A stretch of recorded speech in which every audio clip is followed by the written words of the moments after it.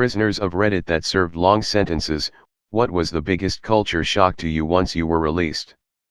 First day out I went to McDonald's and they changed the soda fountains to touch screen and let you add flavors and stuff, blew my mind. I interviewed a dude who went in for rape and murder in the early 80s and was released a few years ago because of DNA testing. It wasn't cell phones or the internet that threw him, he knew about that stuff pretty well. It was the cars. He was a mechanic before he was sentenced and he said cars now are so different and have so much electronics.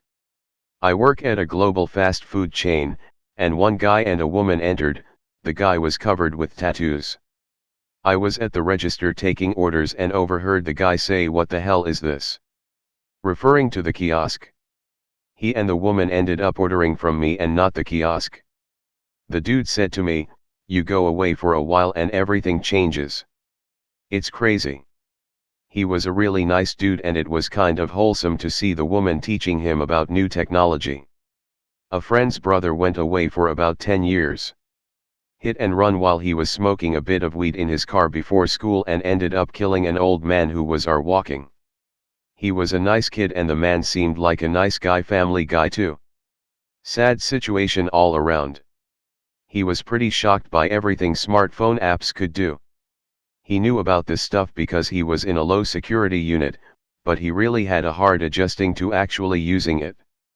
Seeing and hearing about this stuff secondhand is a huge difference to actually using it. His mind was blown by Tinder and Uber. He had a hard time grasping touch screens or couldn't really see why they were better than buttons. He's never even had a debit card and paid for everything in cash before he went in. He lost it when he saw people tapping their phones to pay for stuff. I think he really struggled applying to jobs online. My friend told me he struggled being in big open spaces for a bit. He didn't like to sit facing a wall with his back to all the people and stuff like that. Got really annoyed when people moved or touched his stuff. Also, told me that he was pretty lonely. She didn't go into too much detail, but all of his friends had moved on with life, gone to school, gotten jobs, many were married with kids. They were still friendly to him when he got out, but they were all almost 30 and had moved on. He was basically just starting at 18 with a criminal record. That was 2-ish years ago though. He's finishing up a city college program and going to a state school starting next year. Actually feel pretty bad for him because his family was planning on making this whole big surprise thing for him for finishing city college and it all had to be put on hold because of COVID-19. I know there are bigger worries in the world now, but it's a bummer that he doesn't get to really celebrate his first big accomplishment since prison or really in his adult life at all. Not me personally, but a guy once gave a talk at my school after wrongfully being on death row for over 20 years. He was from the same town as me, and he went on and on about how when he was growing up there it was almost farmland, and when he got out he was suddenly surrounded by fast food industry and development. Remember reading a story about a British criminal, might have been one of the great train robbers, who came out after a long sentence, and said the biggest change for him was the noise cars made. When he went in, he could tell if a car was accelerating, slowing down and how fast it was going by the noise it made. When he got out, he had trouble crossing roads if a car was approaching because he couldn't work out the speed of oncoming traffic.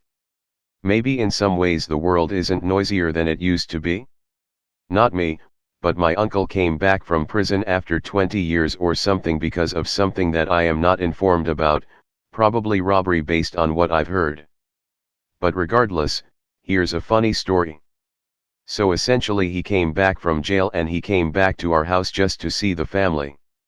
And I thought I'd mess with him knowing that he wasn't accustomed to future capabilities. I just told my housebot to turn on the lights in the living room as we walked in. I looked back, and his face was like he just saw a ghost.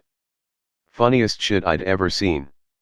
My stepdad got out after serving 25 years, got out in winter 2008, and was shocked the first time he saw a remote car starter. He was till 1 institution time so was up every day at 6 a.m. eating when I woke up for breakfast before school.